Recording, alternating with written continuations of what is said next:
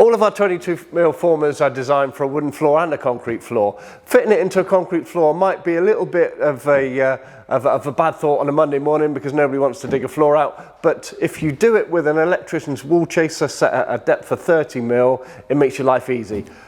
Put the former on the floor, draw around it, take it away, run your wool chaser down the length of it, run it down the width, so you're in effect cutting blocks of about 1.5 inches, set at a depth of 30mm, and you can just brush them away or just knock them away with a bolster. Doing that gives you a solid floor that you can put a fixing into the four corners of the former, to enable you to get it in the same place every time when you're fitting it dry, to connect wastes up and trying to get your fall in your pipe work, enabling you to put it back in the same place every time, making your life a lot easier.